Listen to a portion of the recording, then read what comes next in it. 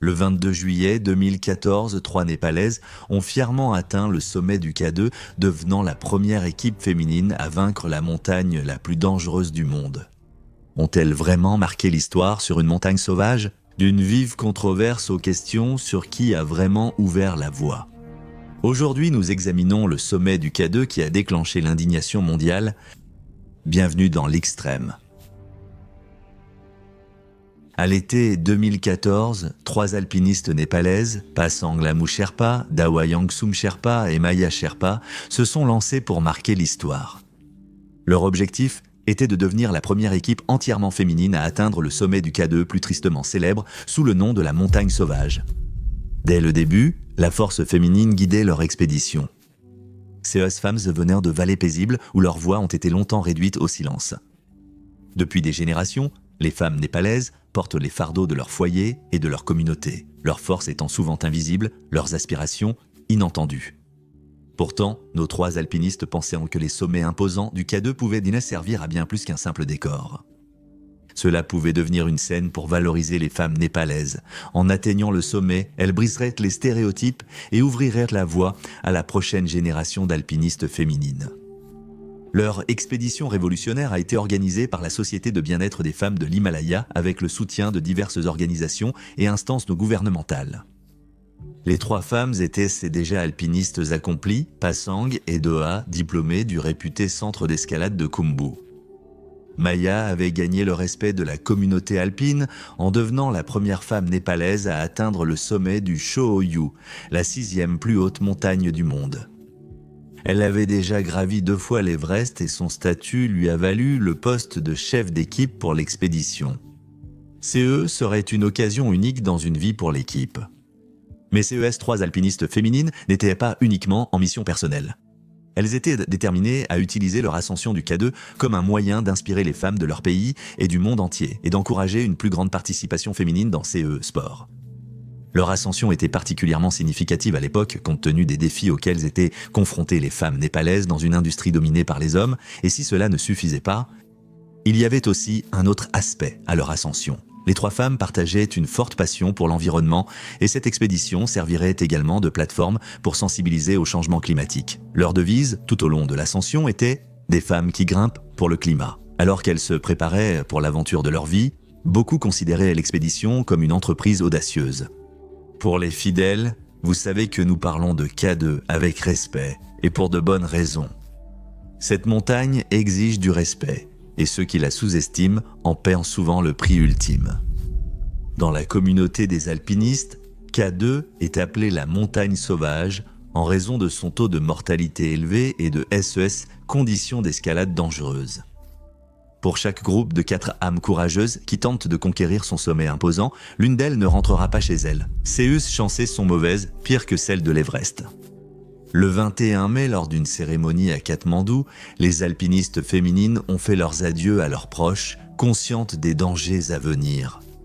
Début été, elles sont arrivées sur la montagne et, durant 7 semaines, ont affronté une météo imprévisible, vent fort, tempêtes fréquentes et températures négatives. Arrivées au camp de base à 16 900 pieds d'altitude, elles étaient donc probablement déjà épuisées. C'est là que le vrai défi a commencé. Elles devaient alors gravir des pentes raides, éviter les zones d'avalanche et utiliser leurs compétences pour escalader des parois rocheuses. Ce n'était pas facile, mais leur préparation et entraînement rassuraient, eux et leurs proches, qu'ils étaient prêts pour les défis à venir. Mais l'ultime effort a failli être plus éprouvant que CE, à quoi quiconque s'attendait. Petit détour dans CE, Train du Chaos, si vous souhaitez faire partie de la communauté extrême, avoir un accès anticipé à nos vidéos et à des sondages exclusifs, rejoignez-nous sur Patreon. Après plusieurs semaines en montagne, l'équipe féminine allait relever son plus grand défi. À la mi-juillet, elles étaient en prête pour l'ultime effort, une semaine d'ascension de plus de 11 000 pieds du camp de base avancé du K2 au sommet. Là, elles ont progressé entre 4 camps, surmontant la célèbre cheminée de House, une partie particulièrement dangereuse de l'ascension. Cela est dû à sa nature raide, glacée et étroite, combinée à la haute altitude et au risque de chute de pierres et de glace. Puis vint l'assaut final vers le sommet. Les 3 femmes devaient monter plus de 640 mètres et traverser un passage étroit et dangereux, tristement célèbre. Il s'agit d'un couloir étroit situé à environ 400 mètres sous le sommet. À cette altitude, le corps humain a du mal à fonctionner. Les niveaux d'oxygène sont considérablement réduits, CE qui peut entraîner de la confusion, un jugement altéré, voire des hallucinations. Mais CE n'était pas la seule difficulté pour l'équipe népalaise. Ils doivent également faire face au gigantesque siroc qui plane au-dessus du goulet d'étranglement. De gros morceaux de CE, blocs de glace glaciaire imposants, pouvaient se détacher sans prévenir, et si cela arrivait, les alpinistes seraient immédiatement en danger car cela déclencherait une avalanche de glace et de neige emportant quiconque se trouverait sur son passage. De nombreux alpinistes ont perdu la vie ici à cause des chutes du siroc. Cependant, malgré les défis qui les attendaient, les femmes népalaises ont persévéré dans l'ascension, et à 15h35. Le 26 juillet 2014, elles ont atteint le sommet. En atteignant le sommet du K2 et en plantant le drapeau népalais sur SE Montagnes enneigées, les 3 alpinistes ont affirmé être la première équipe entièrement féminine à avoir atteint le sommet du K2. En repensant à cet exploit, Pasang a expliqué « Au sommet, j'étais très ému. Nous pleurions tous. J'étais trop heureux pour parler. » Pour les 3 femmes, c'était plus qu'un accomplissement personnel. C'était un accomplissement qui visait à inspirer les futures générations d'alpinistes féminines. CE fut un moment décisif pour l'alpinisme féminin, illustrant la force de l'esprit féminin dans un sport dominé par les hommes. La véritable portée de leur exploit a été mise en évidence par le faible nombre de femmes ayant gravi le K2.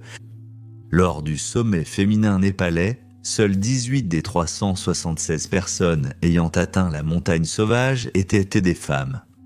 Ainsi, 3 alpinistes féminines atteignant le sommet lors d'une même expédition constituaient un exploit majeur. Cependant, même les triomphes les plus importants s'accompagnent de critiques sous une forme ou une autre. Et malgré ces lieux qu'elles venaient d'accomplir, leur réussite a rapidement été remise en question en ligne. Comme nous le savons tous, Internet peut rapidement se retourner contre nous, et CESA alpiniste féminine allait en découvrir à quel point il peut être cruel et impitoyable. Les détails de leur ascension et les affirmations d'un sommet 100% féminin sont vite devenus une source de discorde. Avait-elle vraiment atteint seule le sommet du K2 et sinon, qui a vraiment aidé CES, 3 Népalaises à atteindre le sommet de la montagne la plus tristement célèbre du monde? Des critiques ont remis en cause l'authenticité de leur affirmation, révélant que les 3 femmes avaient surtout compté sur des porteurs et des Sherpas masculins pour l'ascension. Cela a conduit les critiques d'Andy à promouvoir un autre récit, la question centrale devenant « La réussite de l'équipe népalaise était-elle vraiment un exploit féminin ou les contributions cruciales des Sherpas masculins réduisaient-elles la valeur de l'ascension ?» Pour tous les nouveaux spectateurs de la chaîne, il est impossible de surestimer le rôle que jouent les Sherpas dans l'ascension de nombreux sommets parmi les plus hauts du monde. En fait, beaucoup d'alpinistes diraient qu'ils sont indispensables. Ils sont connus pour leur expertise en alpinisme, leur capacité à porter de lourdes charges et leur connaissance de la montagne. Souvent héros méconnus des expéditions, ils jouent un rôle clé pour la sécurité et le succès des alpinistes. Lors de l'expédition au K2, les Sherpas hommes géraient la pose des cordes, l'installation des camps et le transport du matériel indispensable. Sans leur soutien, la tentative d'atteindre le sommet aurait été beaucoup plus difficile, voire impossible. Le mari de Maya, Arnold Custer, qui travaille comme guide de montagne, a rapidement pris la défense des femmes. Il a dit que les femmes étaient indépendantes lors de l'ascension, prenaient leurs décisions et portaient leur équipement, mais qu'au sommet, l'ensemble du groupe devait collaborer. Mais quand les internautes ont su que les femmes népalaises avaient atteint le sommet avec une autre équipe, ils ont vite critiqué l'étiquette « Expédition 100% féminine ». Cependant, viser le sommet avec une autre équipe n'est pas rare. En général, la météo et le terrain dictent quand et où les équipes avancent. Donc il est normal que des groupes d'expéditions distincts se rejoignent lors de la dernière étape d'une ascension. Mais malgré ces arguments avancés par divers membres de la communauté des alpinistes, la controverse autour du sommet du K2 a continué de s'intensifier. Des accusations d'exagération et de déformation ont visé les femmes Sherpas dès leur soutien. Des alpinistes et experts en montagne ont exprimé des doutes sur le récit de l'ascension de l'équipe et le débat s'est propagé sur les réseaux sociaux et forums d'alpinisme, avec des arguments passionnés des deux camps. Les critiques estiment que l'ascension était collective et que les Sherpas méritaient une reconnaissance plus forte. Certains ont estimé que le récit centré sur les femmes visait à attirer l'attention, alors que les Sherpas, pourtant essentiels, n'ont pas eu la reconnaissance méritée. Mais les partisans des Népalaises ont défendu avec passion leur réussite, en soulignant les immenses défis auxquels elles ont été confrontées, ainsi que le courage et la détermination sans faille dont elles ont fait preuve. Ils ont soutenu que les critiques étaient alimentées par le sexisme et un manque de respect envers les alpinistes népalais. Au Népal, les femmes peinent encore à faire entendre leur voix et à obtenir leurs droits malgré les protections légales et constitutionnelles. Bien que des progrès aient été réalisés dans des domaines comme la représentation politique, d'importants obstacles subsistent, en particulier dans les zones rurales et pour les groupes marginalisés.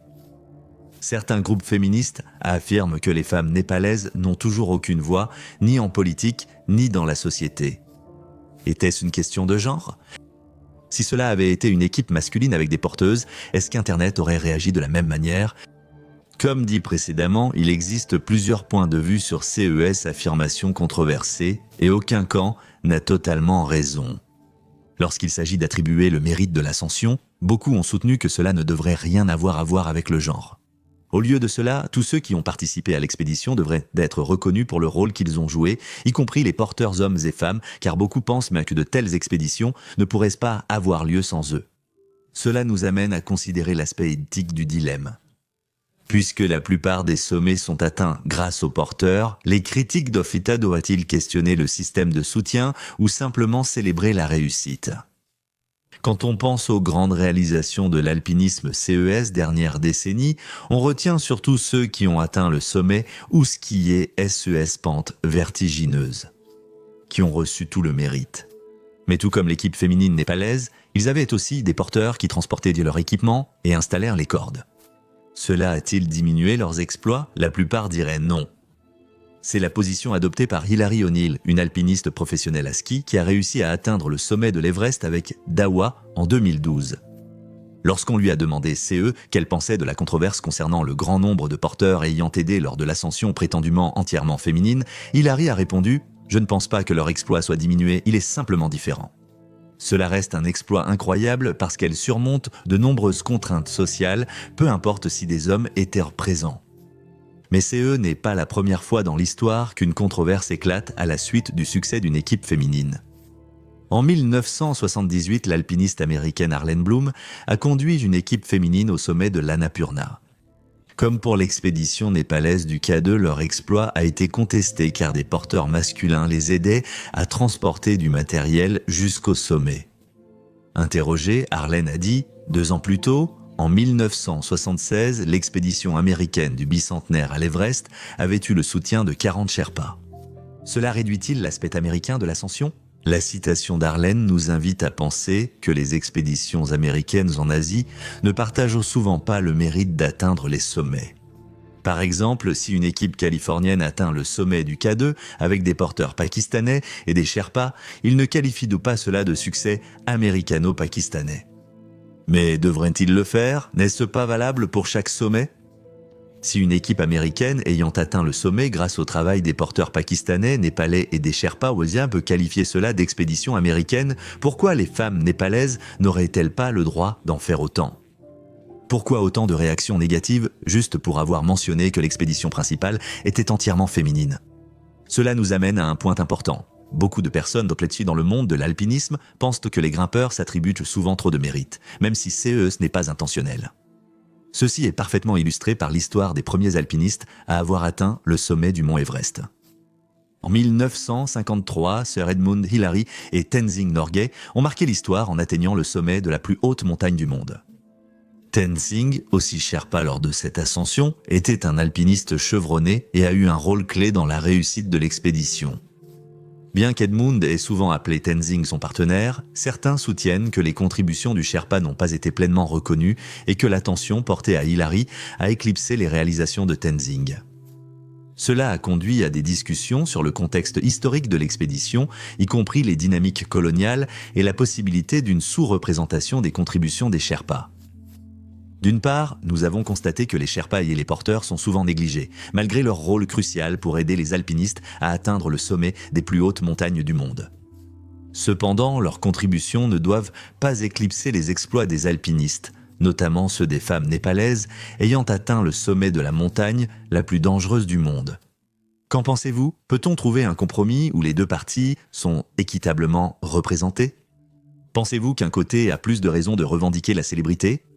Voici un autre point. Quand les Népalaises ont lancé leur aventure sur la montagne sauvage, en 2014 même, en souhaitant une équipe 100% féminine, sans porteur ni soutien masculin, il aurait été presque impossible. Comme l'a indiqué O'Neill, la quasi-totalité de la structure des expéditions dans l'Himalaya est dominée par des hommes, des porteurs aux cuisiniers et serveurs chargés du service et du nettoyage. Il n'y avait tout simplement pas assez de porteuses ou de personnel de soutien féminin dans la communauté de l'alpinisme. Elles venaient d'accomplir quelque chose d'extraordinaire. En conquérant l'un des plus hauts sommets du monde, CES Femmes n'ont pas seulement atteint un jalon personnel, mais ont aussi envoyé un message clair sur les capacités des femmes dans leur ensemble et sur leur droit de poursuivre leur passion, quels que soient les obstacles imposés par la société. Pasang, comme d'autres alpinistes, a subi des remarques sexistes dès son jeune âge, mais elle s'en est servie pour surmonter les stéréotypes de l'alpinisme. Lorsqu'elle n'avait que 15 ans, Pasang se voyait souvent rappeler que l'alpinisme, en tant que métier, était réservé aux hommes et les gens ne cessaient de la décourager, affirmant que gagner de l'argent et subvenir aux besoins d'une famille était le rôle d'un homme. Mais étant donné qu'elle a perdu son père très jeune, puis sa mère, elle n'avait pas d'autre choix que de briser les codes et de gagner sa vie en faisant CE qu'elle aimait. Au final, cela lui a aussi permis de s'occuper de sa petite sœur. Pour Pasang, gravir des montagnes n'a jamais été une question de gloire ou d'aventure. Elle ressentait un lien profond avec les montagnes. Lors d'une interview, elle a dit « J'ai toujours aimé les montagnes, elles sont très justes. Elles ne distinguent pas entre hommes et femmes. » Malgré la passion évidente que Pasang et SES homologues féminines, Maya et Dawa éprouvaient pour les montagnes, la controverse entourant leur expédition a suscité des critiques de toutes parts. Mais elles n'ont jamais eu l'intention de offenser qui que CE soit. Tout CE qu'elles voulaient démontrer, c'était qu'une équipe, dirigée par des alpinistes féminines, a pu atteindre le sommet de la montagne la plus dangereuse du monde, CE qu'elles ont réussi. Est-ce que cela avait vraiment de l'importance qu'elles aient appelé l'expédition, le premier sommet entièrement féminin? La controverse entourant cette appellation nous ramène au cœur du débat. Qu'est-ce qui définit réellement une ascension entièrement féminine? Cela veut-il dire que seules les femmes ont atteint le sommet ou que toute l'équipe, y compris le soutien, est concernée? Les organisateurs et les alpinistes ont dû clarifier leur position à ce sujet. Certains soutenaient que l'accent devait être mis sur les femmes qui ont atteint le sommet, tandis que d'autres pensaient que les contributions de toute l'équipe devaient être reconnues. Eh bien, qu'en pensez-vous? Quel est votre avis à ce sujet? Partagez vos réflexions dans les commentaires ci-dessous. Après avoir fait face à une haine considérable en ligne et à des remises en question de la réussite de son équipe, Pasang a décidé de rétablir la vérité. Lors d'une interview, elle a dit « Tout alpiniste dépend d'une équipe de porteurs ou de Sherpas. Nous avons agi comme il est d'usage en alpinisme. Nous souhaitons être reconnus sereins comme la première équipe féminine au sommet du K2, pas seulement comme une équipe composée de femmes. Le débat ne sera probablement pas résolu rapidement, mais selon Konrad Anker, qui a gravi l'Everest 3 fois, CE qui reste remarquable malgré la controverse, les femmes continueront de faire avancer CE Sport. À propos de l'avenir des alpinistes féminines, il a dit « La prochaine étape sera sans doute d'ouvrir de nouveaux itinéraires exigeants. Refaire la voie classique, c'est bien, mais ouvrir une nouvelle voie sur le K2CE qui reste possible, accomplie par une femme, serait une réelle avancée, peu importe le genre. CE serait quelque chose de remarquable. » Son propos met en avant le fait que les femmes sont tout aussi capables de réaliser des avancées en alpinisme et que, si on leur en donne l'occasion, elles peuvent accomplir tout CE qu'un alpiniste masculin peut faire. L'exploit remarquable des 3 Népalaises en 2014 a sans doute inspiré la nouvelle génération d'alpinistes féminines. Cependant, nous sommes également obligés de reconnaître que la controverse entourant l'ascension entièrement féminine du K2 a eu un impact durable sur le monde de l'alpinisme. Cela a mis en lumière les défis auxquels sont confrontés les alpinistes dans un domaine traditionnellement dominé par les hommes, ainsi que l'importance d'un reportage précis et de la transparence au sein de la communauté de l'alpinisme. Le débat a aussi abordé l'éthique des expéditions commerciales et le rôle des équipes de soutien dans le succès de l'ascension. Malgré la controverse ayant éclipsé le courage des femmes Sherpas, leur ascension du K2 reste un événement marquant de l'alpinisme. Cela rappelle la capacité de l'esprit humain à l'aventure et la complexité d'interpréter et de célébrer de tels exploits. Merci d'avoir regardé, à la prochaine vidéo.